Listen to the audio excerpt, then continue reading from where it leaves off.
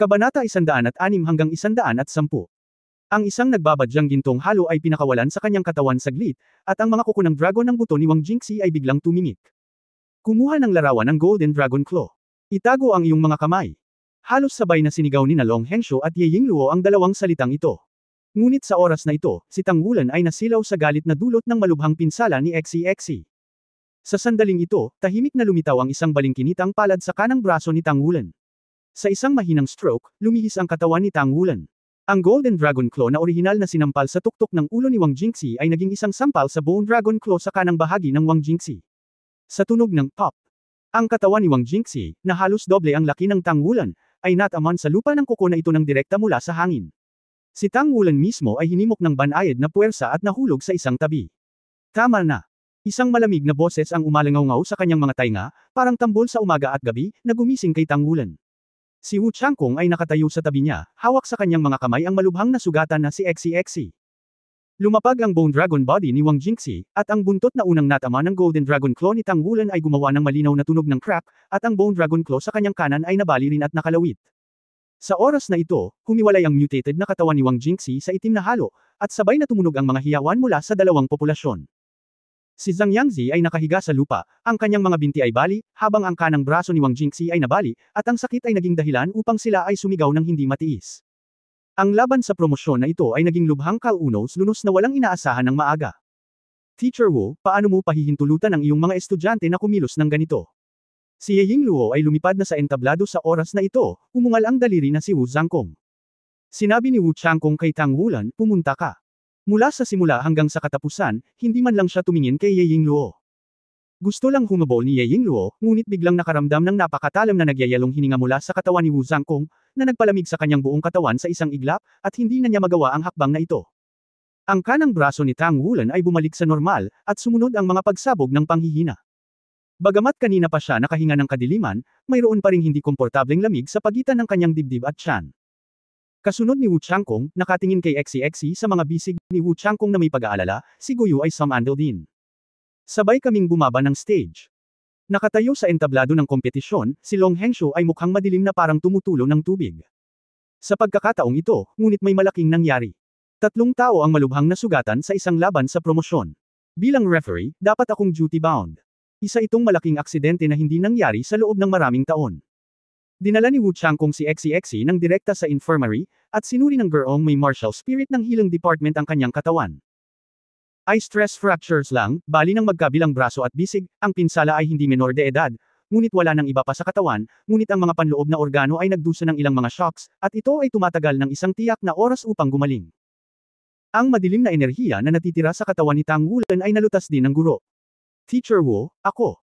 Tumingin si Tang Wulan kay Wu Changkong, na nakatayo doon na may malamig na ekspresyon sa kanyang mukha, sinusubukang ipaliwanag ang isang bagay. Hindi na kailangang sabihin, wala kayong ginawang mali. Kayong dalawa, bumalik at magpahinga. Mahinang sabi ni Wu Changkong. Oh, tapos si Xi. Tanong ni Tang Wulan. Nandito na ako. Sinulyapan siya ni Wu Changkong. Sa sandaling ito, biglang naramdaman ni Tang Wulan na tila hindi na ganoon kalakas ang mukhang malamig na guro. Si Tang Wulan at Guyu ay sabay na umalis sa infirmary, ni isa sa kanila ay hindi maganda. Nabali ang isang pares ng mga braso ni Xi, na tiyak na itinuturing na isang malubhang pinsala. Si Tang Wulan ay puno ng pagsisisi sa sarili. Kung kaya niyang itali ang isang asul na pilak na damo sa kanyang baywang sa oras na iyon, hindi siya masusugatan ng husto. Bilang kapitan, siya ay pabaya. Huwag ka masyadong mag-isip.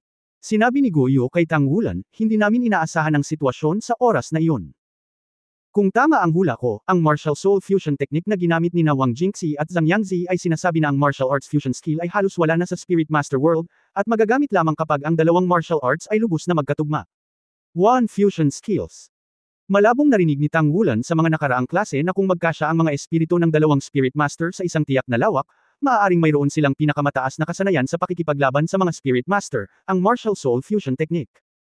Iyon ay hindi kasing simple ng isa at isa ay katumbas ng dalawa, ito ay magiging isang geometric na pagtaas ng lakas. Na-curious ako. Kahit na mukhang hindi perpekto ang kanilang martial arts fusion skills, paano mo sila direktang matatalo? Ang kanang kamay mo. Tumingin si Guyu kay Tang Wulan na may kaunting curiosity. Kanang braso. Natahimik sandali si Tang Wulan, pagkatapos ay marahang umiling, Guyu, magkaibigan tayo, at ayokong magsinungaling sa iyo. Hindi ko talaga masasabi sa iyo ang tungkol dito, kaya huwag ka nang magtanong, okay? Saglit na nag-isip si Guyu, at sinabing, okay, hindi ko na tinatanong. Gayunpaman, iminumungkahi ko na magsikap ka para makabisado ang kakayahan na ito. Mukhang napakalakas nito, ngunit gaano man ito kalakas, kailangan mong kontrolin ito sa iyong sarili. Tila ang iyong martial soul ay dapat na sumailalim sa ilang mga pagbabago sa mga nakaraang araw ng bagyo. Oo, mayroong ilang mga pagbabago. Bukod dito, ito ay isang napakalaking pagbabago. Hindi maiwasan ni Tang Wulan na isipin ang proseso ng epekto sa selyo pagkatapos niyang kunin ang espiritual na bagay. Sa matinding sakit, hindi na maramdaman ng pinahirapang si Tang Wulan ang mga pagbabago sa labas ng mundo. Ang tatlong pakiramdam ng lamig, init, at pamamanhid ay nagsalit-salit sa isang nakakatakot na bilis, kaya pagkatapos, naramdaman niya na tila siya ay nagdurusa sa tatlong uri ng sakit na ito ng sabay. Ang tanging magagawa na lang niya ay bahagya niyang suportahan ang sarili at maramdaman pa rin ang sarili niyang pag-iral, kahit gaano katindi ang sakit, hindi siya sumuko sa kanyang puso. Ito ang limitasyon na kaya niyang gawin. Hindi ko alam kung gaano katagal ang lumipas, pero medyo nag-ulo ang diwa niya. Sa sandaling ito, malabo niyang nakita na tila naging ginto ang mundo sa kanyang katawan. Ang mga gintong linya sa ibabaw ng kanyang balat ay tila nabuhay, dahan-daang umaangat mula sa kanya. Keng! May malutong na tunog, parang may napunit sa kanyang katawan. Bago pa niya maramdaman ang sakit, biglang may hindi maipaliwanag na kakaibang enerhiya na agad na tumagos sa bawat sulok ng kanyang katawan. Nawala lahat ang lamig, init, at Katie. Sa halip, mayroong isang pakiramdam ng kapunuan. Ang mga buto, meridian, panloob na organo, at balat ay pawang namamagat tulad ng inflatable na mga bola ng balat, na isang pakiramdam na napunit anumang oras. Selyo, ito ba ang kapangyarihan sa selyo? Sa sandaling ito, kumbinsido si Tang Wulan sa mga salita ni Old Tang. Ito dapat ang kapangyarihan ng selyo, ang Golden Dragon King Essence na maaaring pumutok sa kanyang katawan. Kung ang kanyang katawan ay hindi sapat na malakas, kung gayon, kapag nakaharap sa napakalaking pagkabigla ng enerhiya, natatakot ako na tuluyan akong masira. Ang sakit na dulot ng pamamaga ay nanatili sa isang tiyak na antas at unti-unting huminto, at pagkatapos ay unti-unting bumagsak mula sa tuktok na ito. Hinawakan ko na, pero hindi pa naputok. Sa sandaling ito, talagang nakatitiyak si Tang Wulan na ayos lang siya. Nakatiis na ba ang selyo sa pagkakataong ito? Unti-unting lumuwag ang kanyang isip, at habang unti-unting nababawasan ang sakit, tuluyan na siyang nahimatay ng tuluyan ng nakoma. Matapos masira ang pattern ng ginintoang liwanag na lumabas mula sa katawan ni Tang Wulan, ito ay naging isang maliit na ginintoang liwanag at muling sumanib sa kanyang katawan. Ang ginintoang pattern sa kanyang gulugod ay naging mas malinaw. Unti-unting lumitaw muli ang ginintoang texture sa kanyang katawan, katulad ng dati. Kung ikukumpara sa panahong ito, ito ay mas malalim. Ang kaunting ginintoang liwanag ay dahan-daang natipon sa direksyon ng kanyang kanang braso, at ang kanyang buong katawan ay bahagyang nag-transform. Ang pagpigil sa epekto ng malaking enerhiya sa selyo, ang susunod na hakbang ay ang proseso ng pagsipsip at pagbabago. Ang maliit na damong ahas na ginintoang liwanag ay lumabas sa katawan ni Tang Wulan. Mukha itong tamad, na may mga gintong pattern ng liwanag na nananatili sa katawan nito, na sa katunayan ay medyo katulad ng gintong pattern sa katawan ni Tang Wulan. Bahagyang nanginig ang katawan ni Jin Guang na parabang dinaranas din niya ang matinding sakit. Ang dilaw lupa nitong katawan ay unti-unting naging maputlang ginto habang nanginginig, at naging mas mahaba at mas malaki. At least hindi na ito mukhang marupok. Ang asul na pilak na damo ay tahimik na nag-drill mula sa palad ng kanang kamay ni Tang Wulan. Ang ginintoang texture sa asul na pilak na damo ay hindi na ilusyon, ngunit isang manipis na ginintoang liwanag na sinulid ang lumitaw, at ang mga baging ay mukhang mas patayo. Ay hindi na kaya mahina. Nang magising si Tang Wulan, ganap na siyang komportable, at lahat ng sakit ay nawala. Gayunpaman, ang unang bagay na pinapasok ng kanyang kamalayan ay ang kanyang sariling espiritual na mundo. Gising ka na pala. Medyo masaya at maswerte ang boses ni Old Tang. Matagumpay kung nasira ang selyo. Tanong ni Tang Wulan. Well, ang unang seal breakthrough ay nagtagumpay at nakuha ang asensya ng Golden Dragon King. Lahat ay mahirap sa simula. Ang tagumpay na ito ang naglalatag ng pundasyon para sa iyo. Sa susunod na yugto ng panahon, unti-unti mong mararamdaman ang mga benepisyo ng tagumpay na ito. Pagkatapos ng lahat, si Tang Wulan ay isang juvenile character. Nang marinig ito, agad niyang tinanong, ano ang mga benepisyo? Mapapabuti ba ng husto ang aking espiritong kapangyarihan? Sinabi ni Old Tang, hindi. Ang kakanyahan ng Golden Dragon King ay pangunahing kumikilos sa iyong katawan. Ang iyong espiritong kapangyarihan ay mapapabuti dahil sa seal breakthrough, ngunit hindi partikular na marami. Ngunit ang iyong katawan ay mababago sa pamamagitan ng asensya ng Golden Dragon King, at ikaw ay unti-unting magkakaroon ng ilang ang kakayahan ng Golden Dragon King. Matapos mabuksan ang unang selyo, ang lahat ng dragon ay magkakaroon muna ng bakas sa iyong katawan. Dahil mas mababa sila sa antas ng Golden Dragon King, lahat ay maaapektuhan ng pressure sa iyong katawan. Syempre, kung may malaking gap sa pagitan mo at ng cultivation base ng kalaban, ang impluwensyang ito ay magiging mas mahina. Pangalawa, kapag ang unang selyo ay nabuksan, ang iyong kanang kamay ang unang nagsasama ng kapangyarihan ng Golden Dragon King. Pagkatapos mong ganap na masipsip ang mga essence na ito, maaari mong kontrolin ang iyong kanang kamay upang maging isang Dragon Claw. Ang Golden Dragon Claw ay napakalakas at nagtataglay ng isang katangian na tinatawag na Smash.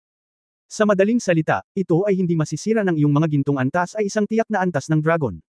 Break ang syempre may mga kailangan din ng kalaban. Kapag nalampasan mo ang higit pang mga seal at napagsama-samahin ang higit pang kapangyarihan ng Golden Dragon King sa hinaharap, makakakuha ka ng higit pang mga benepisyo. Huwag basta-basta gamitin ang Golden Dragon Claw. Bagamat ito ay iyong pisikal na kapangyarihan, nangangailangan ito ng kapangyarihan ng kaluluwa upang ilipat ito. Kumokonsumo ka ng maraming kapangyarihan ng kaluluwa. Golden Dragon Claw. Maaari ko bang kontrolin ang Golden Dragon Claw? Hindi na mamalayan ni Tangwulan ang kanyang kanang kamay. Sa ilalim ng konsentrasyon ng kanyang mga iniisip, ang kanyang kanang kamay ay unti-unting naging ginintoang, na parang malalabong kaliskis na malapit ng lumabas, ngunit iyon lang. Huwag kang mag-alala, matagal bago ma-absorb ang asensya ng Golden Dragon King. Hindi magtatagal bago mo ito makukuha. Okay, punta tayo dito, ang pangalawang selyo, kailangan mong i-unlock ito bago ka umabot sa edad na 15. Ang pangalawang selyo ay nangangailangan ng 4 na kayamanan ng langit at lupa. Kailangan mong hanapin ito o bilhin mo ito sa iyong memorya, natatakpan ko ito sa panahong ito. Oh, natatakpan ko na ang kanilang paglalarawan. Isama ang pangalawang selyo power, pagkatapos, magkakaroon ng mga sorpresa. Surpresa. Gustong magtanong muli ni Tangwulan, ngunit ang figure ni Old Tang ay nawala sa ilusyon. Nang bumalik si Tangwulan sa dormitoryo, nakabalik na sina Yun Xiao at Zhou Changshi. Paano si Exi? Nagmamadaling sumandal ang dalawa at nagtanong. Sinabi ni Tangwulan, natatakot akong magtatagal para makapagpahinga. Hindi ko inaasahan na ang kalaban ay gagawa ng ganoong kalupit na kamay. Ito ay isang laro. Nagkatinginan sina Yun Xiao at Zhou Changshi, umubo si Yun Xiao, hindi ka rin magaan kapag nagsimula ka. Nabali ni Zhang Yangzi ang magkabilang binti at nabali ni Wang Jingxi ang kanang braso. Umiihi daw si Wei Xiaofeng sa kanyang pantalon sa takot. Natigilan si Tangwulan, sa kanya lang naalala ang sitwasyon sa oras na iyon. Tila ang mga binti ni Yangzi ay naging buntot ni Wang Jingxi, na naantala ng pagdurog ng kalikasan ng kanyang mga kuko ng gintong dragon.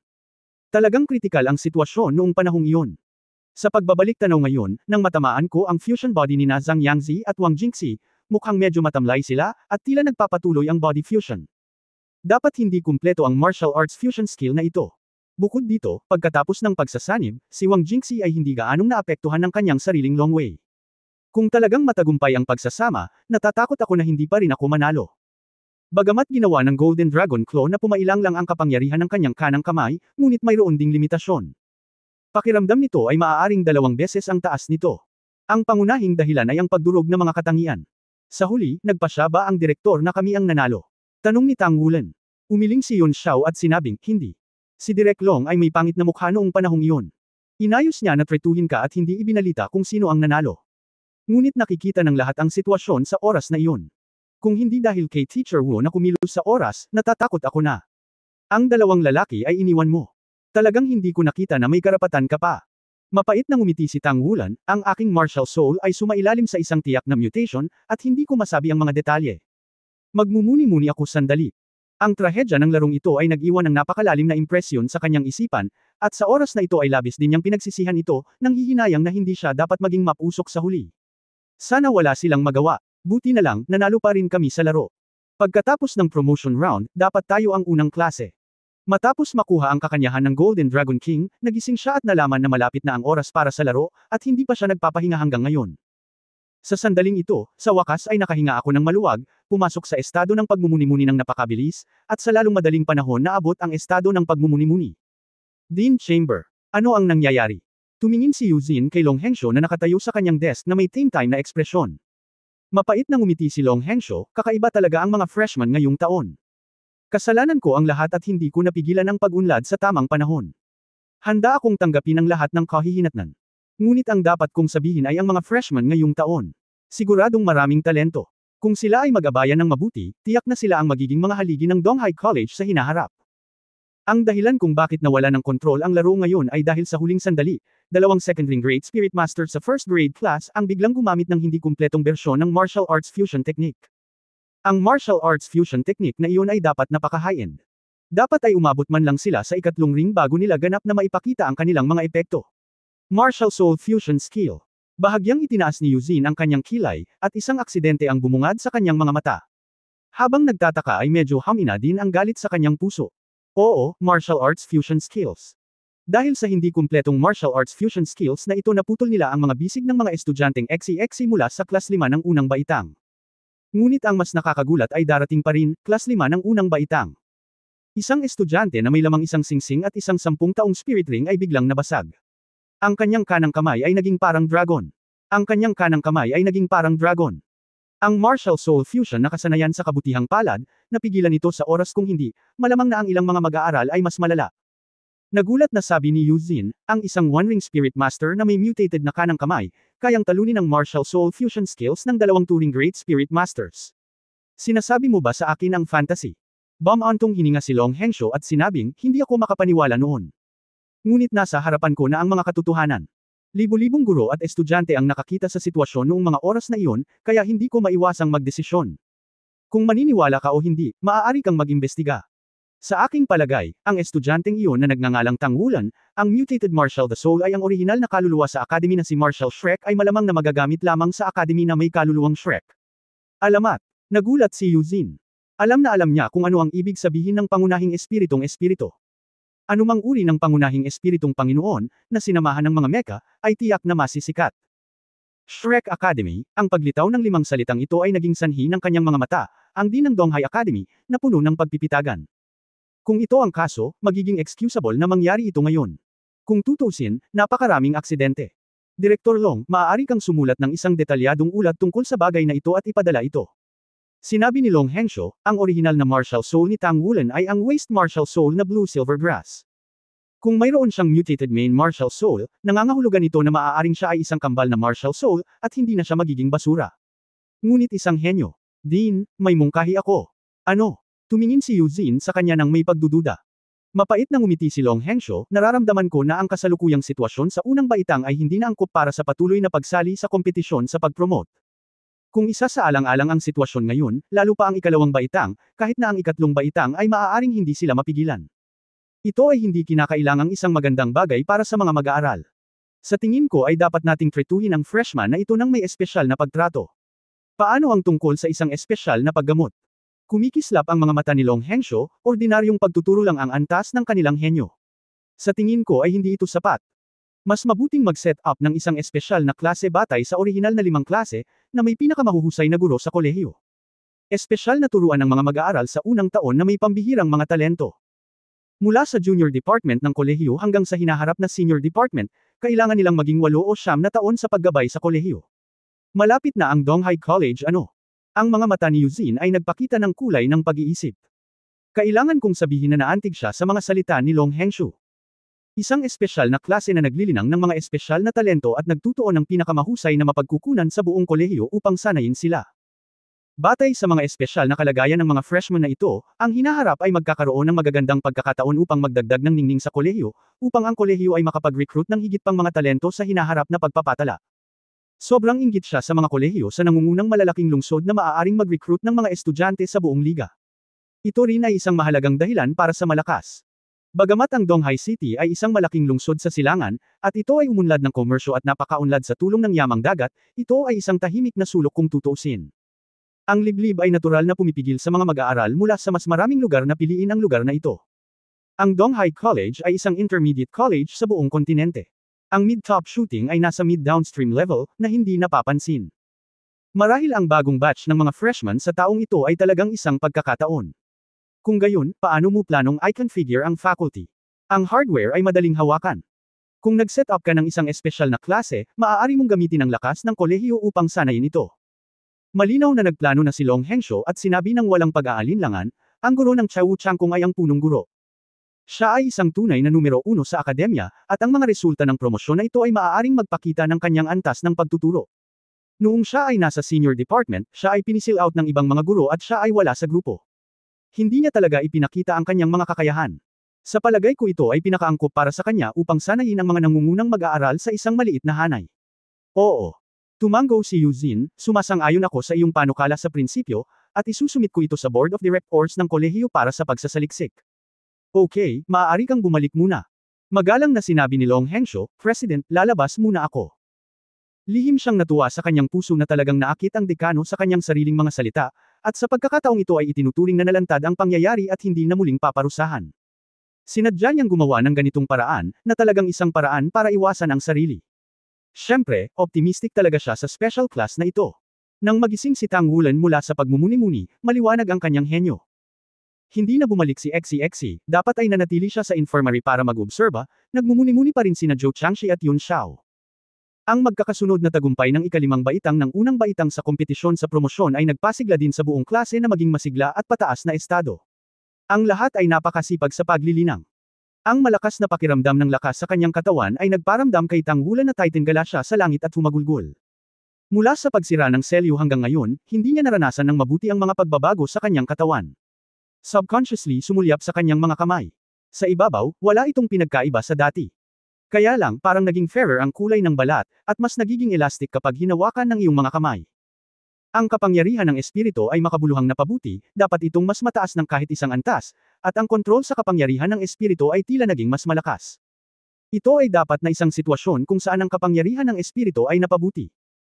Hindi alam ni Tang Wulan kung gaano kalakas ang kanyang nadagdagan, pagkatapos ng lahat, hindi pa siya nakagawa ng ganitong uri ng pagsubok. Ito ba ang mahiwagang epekto na dinala sa kanyang sarili ng unang pag-unlock ng selyo ng Golden Dragon King? Inaalala ang estado ng enerhiya ng Golden Dragon King sa laro kahapon, ginamit ni Tang Wulan ang kanyang isip upang kontrolin ang konsentrasyon ng kapangyarihan ng kanyang katawan. Ang pakiramdam na iyon ay natural na natipon sa kanyang kanang braso. Biglang unti-unting lumabas sa kanang braso niya ang isang layer ng pinong gintong hugis brilyante na kaliskis. Ang mga gitnang gilid at sulok ng mga kaliskis na ito ay bahagyang nakataas, tulad ng isang layer ng maputlang gintong baluti na sumasakop sa braso, at ang lakas ng braso na ito ay lubos na pinahusay. Gayunpaman, ang kanyang kanang kamay ay hindi muling nagbago sa estado ng Golden Dragon Claws. Ang hininga ng Golden Dragon King ay bahagyang kumalat, si Tang Wulan ay patuloy na sadyang humihimok, ang kapangyarihan ng kaluluwa at ang lakas ng loob ay nagmamadali patungo sa kanyang kanang kamay. Nagsimulang magbago ang mga buto ng kanyang kanang kamay. Unti-unting namamaga ang palad ng kanyang kamay, at lumabas ang mga kuko ng dragon mula sa mga kuko. Bilang karagdagan sa pakiramdam ng lakas, siya mismo ay malinaw na nararamdaman ang hitsura ng isang mabangis na hangin. Ito ang pinakamalaking pagbabago na dinala ng Golden Dragon King sa kanyang sarili pagkatapos masira ang unang selyo. Tinatakpan ng gintong kaliskis, ang lakas ng kanang braso niya ay maaaring humigit kumulang na doble, ngunit ang Golden Dragon Claw ay maaaring doblehin ang lakas ng kanyang kanang kamay, at mayroon itong karagdagang kakayahan sa pagdurog. Sobrang lakas talaga ng pakiramdam. Sa pagkakataong ito dahil wala ito sa isang labanan, malinaw na naiintindihan ni Tang Wulan ang mga pagbabago sa kanyang katawan pagkatapos bitawan ang mga kuko ng gintong dragon. Ang pinakadirektang bagay ay ang pagbabago ng kapangyarihan ng kaluluwa. Ang kapangyarihan ng kaluluwa ay natupok sa isang kamanghamanghang bilis, at pagkatapos ng ilang paghinga, ang isang katlo ng kapangyarihan ng kaluluwa ay nawala. Sa bilis na ito, ang kanyang Golden Dragon Claws ay maaaring tumagal ng higit sa 10 segundo. Tamang-tama, dumating ang 10 segundo, at dumating ang isang pakiramdam ng panghihina, ang kanang kamay ni Tang Wulan ay mabilis na bumalik sa orihinal nitong hugis, ngunit ang mga kaliskis ng gintong dragon na dala ng pakiramdam ng lakas ay naroon pa rin. Bigla sa kanyang puso, kailangan ng Golden Dragon Claw ang kapangyarihan ng bloodline at soul power ng Golden Dragon King upang magbigay ng stimulus, habang ang Golden Dragon Scale ay nangangailangan lamang ng kapangyarihan ng bloodline ng Golden Dragon King. Kung titingnan ito sa ganitong paraan, talagang mapalad na matalo sina Zhang Yangzi at Wang Jingxi noong araw na iyon. Sa paghusga mula sa sitwasyon noong panahong iyon, malamang na hindi ganap na makontrol ni Zhang Yangzi at Wang Jingxi ang kapangyarihan ng kanilang mga kasanayan sa pagsasanib ng martial arts, at nataman lang niya sila sa loob ng oras na nakapagtanghal ang Golden Dragon Claw. Ang Bone Dragon King ay isa ring dragon, at ang kapangyarihan ng Golden Dragon King ay tila may deterrent at double blow effect sa lahat ng dragon. Saka lang ako magtagumpay sa dalawang pag-atake. Sa madaling salita, nagawa niyang manalo, sa malaking lawak, dahil ang Bone Dragon King martial soul ni Wang Jingxi ay pinigilan ng sarili niyang martial soul. Ang aking sariling lakas ay hindi pa rin sapat. Kung ang kalaban ay lumaban-laban sa kanyang sarili ng ilang beses, at naging pamilyar sa mga pangunahing hindi napapanatiling katangian ng kanyang Golden Dragon Claw, hanggat umiiwas siya sa panahong iyon, walang alinlangan na matatalo siya. Gayunpaman, hindi nalungkot si Tang Wulan sa paghatol na ito. Kung ikukumpara sa kanyang sarili, nakakuha pa rin siya ng maraming benepisyo sa paglabas ng unang selyo ng Golden Dragon King. Ang lakas ng katawan ay tumataas, ang lakas ay tumataas, at ang kanang braso ay natatakpan ng kaliskis ng dragon upang madagdagan ang lakas, pati na rin ang paputok na kakayahan ng Golden Dragon Claw. Sa pangkalahatan, ito ay napakahusay pa rin. At least hindi na sayang. Oo nga pala, parang nagbago din si Jin Guang. Gusto lang palabisan ni Tang Wulan ang kanyang munting kaluluwa para tingnan, ngunit hindi niya maiwasang umiling ng walang magawa. Naubos na ang kapangyarihan ng kaluluwa, paano makakalabas ang isang martial soul? Ang aking sariling cultivation base ay masyadong mahina. Sa pagkakataong ito, kahit na bumuti ito sa pag-unlock ng cell, ito pa rin ang ika-13 antas, at lahat ay nakalusot na sa dalawang singsing. Maaaring hindi makahabol ng ilang sandali ang puwang na ito. Magsumikap, ngunit patuloy na magsumikap. Tumalon mula sa kama, na-refresh. Hindi inistorbo ni Tang Wulan ang kanyang kasama sa kwarto. Pagkatapos niyang maghugas muna, uminom siya ng isang basong tubig at tumakbo. Magsisimula na ang bagong araw, magpainit muna tayo. Tumatakbo sa malawak na track ng palaruan, talagang gustong sumigaw ni Tang Wulan, ako ay kasinggan ng lunok. Lumalabas na napakalakas din niya sa pagtakbo, ngunit pagkatapos na masipsip ang asensya ng Golden Dragon King, ang ganitong uri ng ordinaryong pagtakbo ay hindi na nararamdaman sa kanya. Ang mga tanawin sa magkabilang gilid ay patuloy na dumaraan sa kanyang mga tainga, at ang malamig na hangin ay umiihip sa kanyang mga pisngi. Ang pakiramdam ng ginhawa ay tila nabuksan ang kanyang buong katawan at isipan dito. Kaginhawaan na hindi masabi. Sa sandaling ito, biglang may lumitaw na figure sa kanyang harapan. Dahil nabighani siya sa sarili niyang estado sa oras na ito, nang mag-react si Tang Wulan, nabangga na ito ng tao. Mag-ingat ka. Sa isang malinaw na inumin, naramdaman ni Tang Wulan na may banayad na puwersa na humihila, at ang kanyang katawan ay umikot ng pabilog bago siya napawi sa pasulong na tulak ng pagtakbo. Hindi nakaramdam ng pagkahilo si Tang Wulan dahil sa kanyang malakas na physical fitness, ngunit nang tumayo siya at nakitang malinaw ang figure sa kanyang harapan, nakaramdam siya ng pagkahilo saglit. Payat na babae iyon. Si Tang Wulan ay mas matangkad sa kanyang mga kapantay, ngunit kung tutusin, hindi pa siya 10 taong gulang. Ang batang babae sa kanyang harapan ay mukhang 14 o 5 taong gulang, at nagsimula na siyang maghubog. Nakasuot siya ng pink. Ang kanyang kasuotang pang-sports ay nagpatalbugan sa kanyang kaakit-akit na figure, ang kanyang balat ay kasing puti at kasing lambot ng taba, ang kanyang mahabang asul na buhok ay sinuklay ng maayos na nakapusod, at isang puting tuwalya ang nakasabit sa kanyang payat at puti ng nyebe na leeg. Ang batang babae ay napakaganda, may mga misla na katangian, at ang kanyang malalaking mata ay puno ng tubig. Sa ilalim ng liwanag ng sumisikat na araw, ang buong tao ay tila natatakpan ng isang suso ng gintong liwanag. Hindi mapigilan ni Tang Wulan na mataranta. Oo, pasensya na. Nagmamadaling humingi ng tawad si Tang Wulan. Sa sandaling ito, ang batang babae na may gininto ang kinang ay nag-iwan ng malalim na tunog sa kanyang puso sa isang iglap. Napakaganda. Mas maganda pa ito kaysa sa nakatatandang kapatid ni Liu Yoxan. Kuya, mag-ingat ka sa pagtakbo. Itinaas ng dalaga ang kamay at hinawakan ang ulo nito, sabay ngiti. Hoy, ang ganda. Tiningnan ng batang babae ang mga mata ni Tang Wulan na medyo mas malaki kaysa sa kanya, na may kulot na pilik mata. Pinisil niya ang mukha nito na may malamultong ngiti, saka tumalikod at tumakbo palayo. Medyo masakit na kurutin siya, ngunit ngayon lang din nagising si Tang Wulan mula sa matamlay na kalagayan. Ang ganda ni ate, dapat sa junior department din ang tumatakbo dito diba? Ang batang babae ay tumakbo ng medyo malayo, at si Tang Wulan ay nagmamadaling tumakbo muli. Ang malakas na pisikal na kalidad ay nagpapahintulot sa kanya na makahabol sa tabi sa lalong madaling panahon. Little brother, ano ang pangalan mo? Nilingan ng batang babae ang kanyang ulo upang tingnan si Tang Wulan. Ang pangalan ko ay Tang Wulan, isang mag-aaral sa unang taon, paano ka, senior sister? Dahil sa kanyang ambisyon, hindi niya sinabi na siya ay nasa ika-5 baitang ng unang baitang. Kung tutusin, nanalo sila sa promotion competition, at dapat ito ang first grade 1. Tama ang klase. Huwag kang mag-aral ng mabuti sa murang edad, gusto mo bang maging senpai? Napasulyap sa kanya ang dalaga, medyo nanlilisik ang mga mata. Ako, hindi. Namula agad ang mukha ni Tang Wulan. Haha, ang cute mo kaya mahiyain ka. Let's go 10 lap, pag nanalo ka sakin, sasabihin ko sa'yo. Pagkababa ng boses ng dalaga ay mabilis na humakbang palabas ang mga paa nito. 10 lap. Paanong matatakot dito si Tang Wulan, nagmamadali rin siyang bumilis at hinabol siya. Higit sa kalahati ng ulo ng dalaga ang matangkad sa kanya, payat na siya, tumatakbo, lumilipad ang mahabang buhok.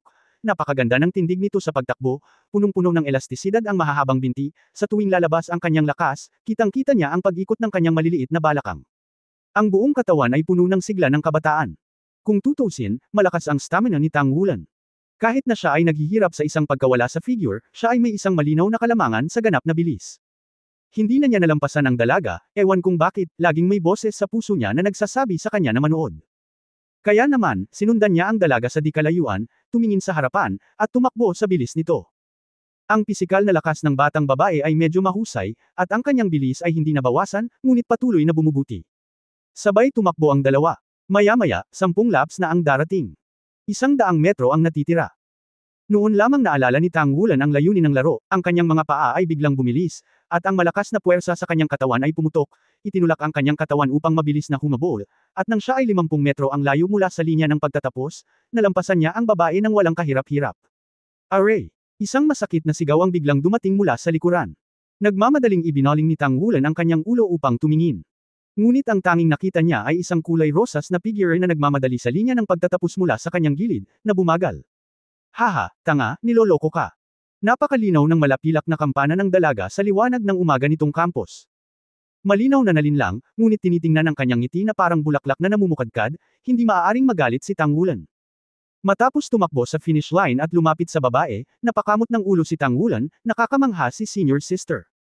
Napatingin ang dalaga sa kanyang nahihiyang tingin at hindi napigil ang ngumiti ng bahagya, well, I won't tease you, hindi naman masama ang kapatid sa elementarya.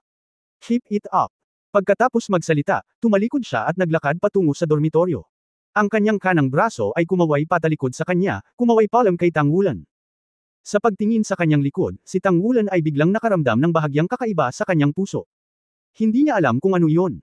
Naramdaman na lang niya na parang payag siyang tingnan ang senior sister na ito. Ang pangalan ko ay Uyang Zixan, at kabilang ako sa klase ng ikalimang baitang. Lutang ang boses ng dalaga. Uyang Zixan, napakagandang pangalan. Huwag kang tumingin, malayo ang narating ng aking senior na kapatid. Sa sandaling ito, isang medyo hindi magkatugma na boses ang tumunog sa likod ni Tang Wulan. Mabilis na tumalikod, si Exi, na nakakatawa, ay nakatayo sa hindi kalayuan sa likuran niya, na may mga bendahe sa kanyang mga braso, nakatingin sa kanya ng nakangiti. Kamusta ka? Sinalubong siya ni Tang Wulan nang may pagtataka. Okay lang. Ang mga buto ay konektado, at naalagaan sila ng healing spirit skills. Pero aabutin ng 10 araw para makarecover para maging katulad ng dati. Kaya mo yan, Wulan, hindi na lang ako babalik magdamag, para pumunta ka sa senior sister. Well, maganda ang level. Hindi ko ginawa. Nagmamadaling depensa ni Tang Wulan. Hindi pa. Kung mataas na ang level, sinabi pa sa iyo ng senior sister ang pangalan. Oo nga pala, hindi mo pa ba talaga narinig ang pangalang Uyang Zixan? Nakangiting sabi ni Exi. Hindi. Natigilan si Tang Wulan.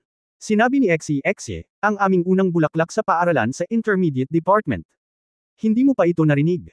Nabalitaan ko na maraming nakatatanda sa senior department ang humahabol sa kanya. Siya ay nasa ikalimang baitang, 4 na taon na mas matanda sa amin. Hindi ba? Naisip ko iyon. Si Tang Wulan ay mukhang walang magawa, sabi mo bata ka pa, bakit mayroon kang ganyang bagay sa iyong puso? Sa tingin ko lang ay napakaganda ng nakatatandang kapatid na babae, at tinitingnan ko lang ito ng may paghanga, at walang ibang kahulugan. Napakunot ng noo si Exi, Tara, natutulala ako sa iba, pero hindi ko pa rin inaamin. Pero bilangin natin, sino ba ang hindi magkakagusto sa ganitong klaseng senior? Bawat lalaki ay may hindi malilimutang senior sa kanyang puso. Ang bawat lalaki ba ay may hindi malilimutang nakatatandang kapatid na babae sa kanyang puso. Nagulat si Tang Wulan sa sinabi ni Exi, Uyang Zixan, naalala niya pa rin ang pangalan. After breakfast, dumating na ako sa classroom. Naabisuhan ng mga nagsasanay na ang mga klase sa unang baitang ay nagdaos ng isang pulong sa baitang sa palaruan. Bagamat nasugatan ang braso ni Exi, naging matatag ang kanyang kalagayan, at magaganap pa rin ang klase. Si Wu Changkong ay malamig pa rin ang mukha, at dinala ang mga mag-aaral mula sa class 5 ng grade 1 sa palaruan upang magtipon. Ang kasalukuyang ikalimang baitang ng unang baitang ay hindi na tulad ng dati. Pagdating nila sa playground, sabay-sabay na napatingin ang mga mata ng ibang grade 1 class. Sa kanila, ang pinakamahalaga ay nahulog kina Tang Wulan, Exi at Go Yu. Ang isa na nakakuha ng higit na atensyon ay si Tang Wulan. Kahapon, binago niya ang takbo sa huling sandali sa kompetisyon sa promosyon, na nag-iwan ng malalim na impresyon sa hindi mabilang na mga tao. Celebrity na ba tayo ngayon? Bulong ni Guyu. Sinulyapan siya ni Exi ng masama, tingnan mo ang pagiging prominent mo, hindi ka ba nakikita? To be precise, dapat naging celebrity si Wulan. Nabalitaan ko na binago niya ang takbo kahapon. Oo, hindi ka pa nagpasalamat ni Wulan sa paghihiganti mo sa akin. Umiling si Tang Wulan, sa totoo lang, hindi ko dapat ginawa iyon. Hindi tama na saktan kanila, at hindi rin tama na saktan ko sila. Kung tutusin, lahat ay kaklase. Malamig na ngumuso si Guyu, tingnan mo ang kaliwanagan ng Wulan ng ibang tao, at pagkatapos ay tumingin ka sa iyo. Hindi mahalaga kung ako ay isang celebrity. Anyway, mas mahusay ako kaysa sa ilang mga tao na direktang binugbog at nahimete sa laro. Sa iyong sariling pagpapasya. Ikaw, pinandilatan ni Xie si Guyu. Naiinis na sinabi ni Guyu, bakit? Kapag buo ka, hindi mo rin ako kalaban. Ngayong ganito na ang mga kamay mo, gusto mo pa ring makaramdam ng awkward. Kakayanin ko. Inip na sabi ni Xie, hindi niya kinaya. Sa bahaging ito ng kanyang mga braso, ang martial soul niya ay ang Light Dragon Dagger at ang Shadow Dragon Dagger, wala talaga siyang magagawa. Nasanay na si Tang Wulan sa pag-aaway ng dalawa, at itinaas ang kanyang braso sa balikat ni Xie, maswerte ako kahapon. Malakas talaga sila, kaya ingatan mo sila. Magtulungan tayong mag-cultivate. Sa oras na ito, dumating na ang 5 klase ng Grade 1. Napansin ni Tang Wulan na walang figure ni Zhang Yangzi sa mga estudyante ng Grade 1. Ang isang bali na binti ay halatang mas mahirap. Magkapareho ang mga kamay ni Wang Jingxi at Xie. Nakasuot ng benda. Sa pangunguna ng koponan, hindi lamang ang direktor ng pagtuturo na si Long Hengshou ang dumating, kundi pati na rin ang direktor na si Yuzin ng personal. Sumenya si Long Hengshou kay Din Yuzin at sinabi sa malakas na boses, ngayon ay nagpapatawag kami ng isang pansamantalang pagpupulong sa unang baitang. May 2 bagay na iaanunsyo. Una, dahil sa partikularidad ng unang taon sa taong ito, ang nanalong klase ng unang baitang ay hindi tuloy-tuloy na sasali sa kasunod na kompetisyon sa pag-promote. Ang ranggo ng unang baitang ay isa sa ayos sa unang baitang alinsunod sa mga tuntunin ng unang baitang. Unang baitang isang klase, at ang iba pang 4 na klase ay mahihinuha sa pamamagitan ng pagkakatulad. Hindi pinapayagang magpatuloy na lumahok sa paligsahan sa promosyon. Ang lahat ng naging unang baitang klase ay hindi maiwasang magkagulo, at hindi sila pinayagang ipagpatuloy ang pagsali sa promotion competition, ibig sabihin ay wala na ang mga reward na makukuha ng Leapfrog Challenge. Nagpatuloy si Long Hengshou dahil sa mahusay na pagganap ng unang baitang ng bagong unang baitang sa kompetisyon sa promosyon na ito, ang buong klase ay gagantimpalaan ng pagkain araw-araw sa semestre. Sa sandaling lumabas ang mga salitang ito, ang kaguluhan ay agad na naging tagay. Ano ang konsepto ng isang pagkain? Malaking supplement yan. Ang pag-iwan sa panlasa, ito ay magiging malaking pakinabang sa kanilang paglilinang. Karamihan sa mga pamilya ay hindi kayang bumili ng pagkain. Libre ang buong klase para sa isang semestre, na siguradong malaking bagay. Si Ye Yingluo, na naging guro ng 2 klase ng unang baitang, ay naging mas malungkot. Halatang hindi gaanong masaya ang mood. Sumigaw si Long Hengshou, tahimik. Ang mga tagay ay unti-unting tumigil. Nagpatuloy si Long Hengshou dahil sa mahusay na pagganap ng mga mag-aaral sa unang taon, ang lupo ng mga direktor ng kolehiyo ay nagpasya pagkatapos ng pagsasaliksik na magtatag ng isang pilot class sa unang taong klase at piliin ang pinakamahusay na mga mag-aaral na sasalihan. Ang pansamantalang pangalan ay ang unang taong 0 na klase, at ito ay papangalanan ni Wu Changkong. Ang guro ay nagsisilbing punong guro. Ang mga mag-aaral sa Class 0 ay pinili mula sa mga kasalukuyang klase, at ang Class 1 ay kasalukuyang may 6 na tao, ang Class 1, at kasalukuyang mayroong shulan.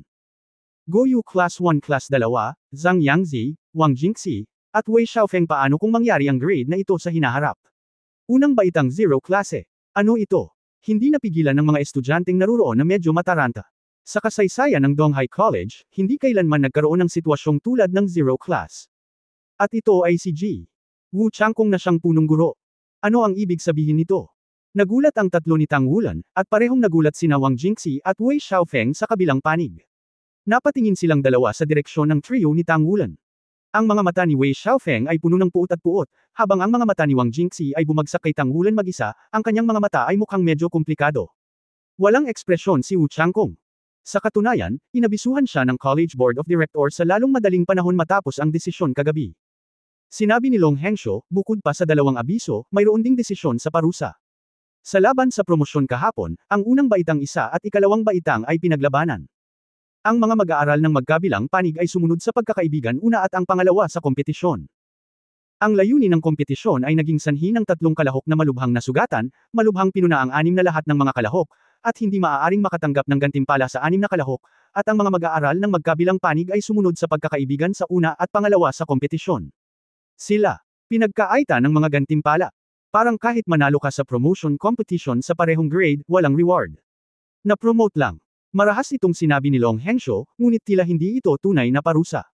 Din, anong sabi mo? Bulong ni Long Hengshou kay Yuzin sa tabi niya. Tumango si Yuzin at malakas na sinabi, mga mag-aaral, naniniwala akong masyado kayong curious kung bakit na itatag ang first grade 0 class. Ito ay dahil ang mga piling kaklase sa paligid ninyo ay malayo na sa mga personal na kakayahan. Higit pa sa antas ninyo, kung patuloy kayong maglilinang sa parehong antas, ang kanilang mga talento ay malilibing.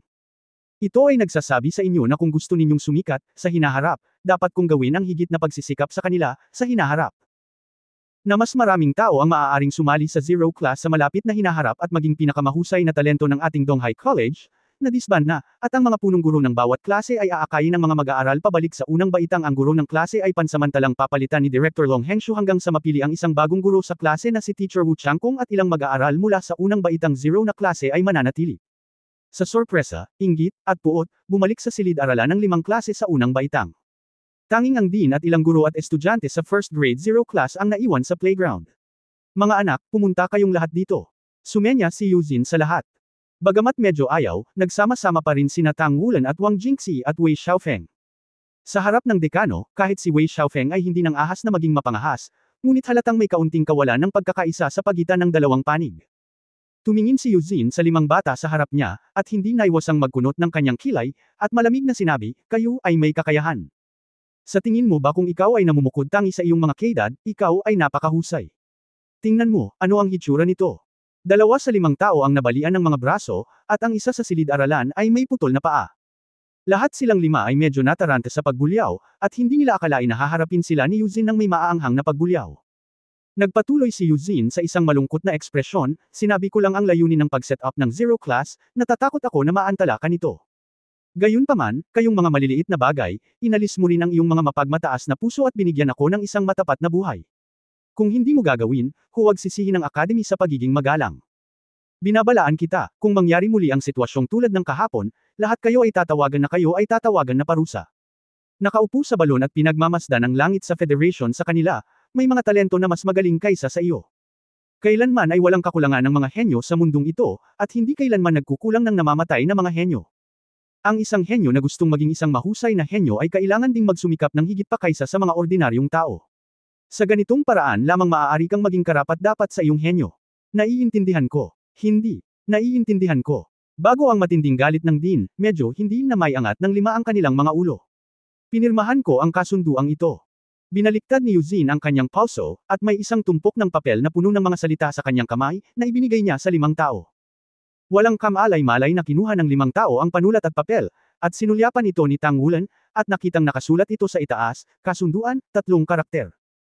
Ang sumusunod na nilalaman ay malamang na nangangahulugan na ako XXX ay kusang pumirma ng isang kasunduan sa Donghai College at hindi lilipat ng paaralan hanggang sa makumplito ko ang junior high school at high school na pag-aaral ng intermediate college. Malamang ganito ang laman. Ano ang ibig sabihin nito? Medyo nagulat silang 5. The college has established a zero class, and will increase investment in you in the future. Resources in all aspects are inclined, so the college must ensure that you can continue to study here, so that you will not deviate from the track due to some uncertain reasons. Okay, sign it. Mahinang tanong ni XXX, din, dapat ba nating kausapin ang pamilya natin para pirmahan ito? Kumunot ang noo ni Yuzin, oo. Bumalik ka at makipag-usap, ngunit ayaw mong sumali sa zero shift.